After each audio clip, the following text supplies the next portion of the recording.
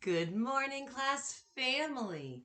It's a terrific Tuesday. Let's look at our message together. Show me that you're a team and a class family. Follow along with your eyes and listen with your ears. Use your finger to point. Ready? Start with the date. December 5th, 2023. Dear class family, today is Tuesday. We will learn a lot at school. First, we will learn letters and sounds. Next, we will notice that books have patterns that repeat. Then, we will go on Lexia and do literacy centers. After that, we will read poems with patterns. Last, we will learn the parts of a sentence. It is a great day, love Miss Joyner. Oh, it is a great day. It's fantastic. Get your fans ready. Fantastic. Let's look back and reread the message. Remember, good readers read things again. It's called rereading. They do this so their brain can understand the words on the page. Use your finger to point. Start in the top right-hand corner with today's date. I noticed the abbreviation for this month. A capital letter D, then EC, period. What does that abbreviation stand for? We'll say it out loud. If you said December, you're right. Go ahead and pat yourself on the back. Notice how there's a capital letter D to start. Good writers and mathematicians begin each month of the year with a capital letter because it's special and important. As we are rereading the message, notice what we're doing today at school. In addition to the uppercase letters and punctuation marks, in person today, we'll be circling all of those uppercase letters and all of those punctuation marks with two different color markers. So as you are rereading, notice the capital letters that start telling sentences, and within other places in today's message, and the punctuation marks that good writers use, they are at the end of sentences and within the message too. All right, let's go ahead and reread. December 5th, 2023. Dear class family, today is Tuesday. It is Tuesday, and it's a terrific Tuesday. Notice the capital letter T that starts that telling sentence.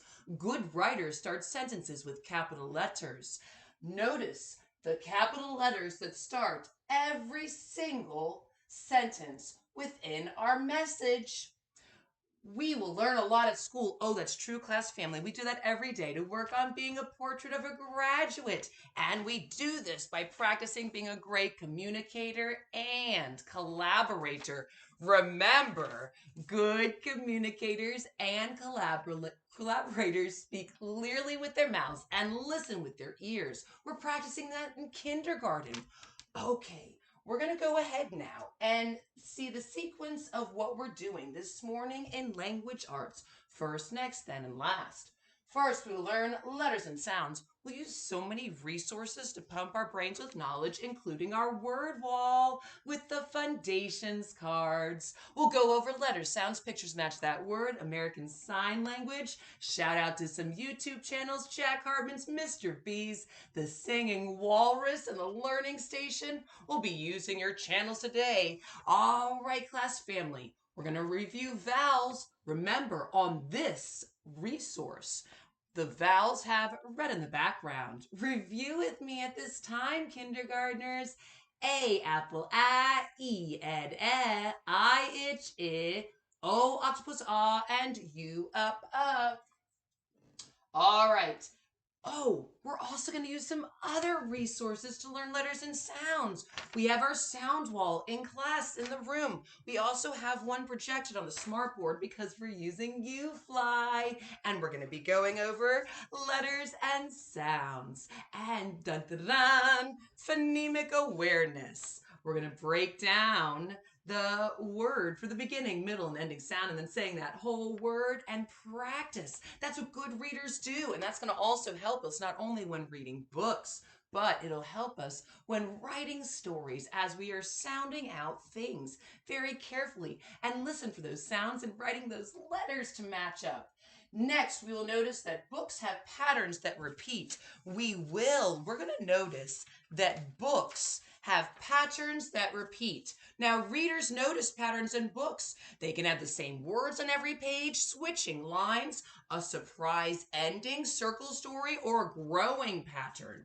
So we know that there can be patterns in books. We'll be looking at some books today that have pattern sentences and see how they repeat. We'll be looking at fiction text. Remember, fiction texts are stories that are made up by the author and are not true.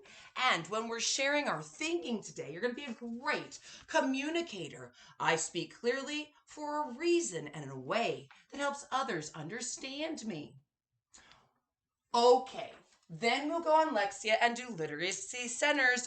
You'll log on to your iPads for Lexia Core 5 reading program, pass some units, pump your brains with knowledge. We're going to do some other centers within the classroom. And after that, we'll read poems with patterns. We're going to revisit some poems in the classroom that have pattern sentences, and there's some new ones, some new celebration ones for some of those winter celebrations that are coming up. We're going to read some of those poems too that also have pattern sentences and repetition. Last we will learn the parts of a sentence. We're going to go over the parts of a sentence. Remember, good writers write sentences, and they know that in order to make their writing easy to read, they need to use a capital letter to start. So they're going to think of a complete idea, start with a capital letter, make sure there's finger spaces between the words so the words don't smush together.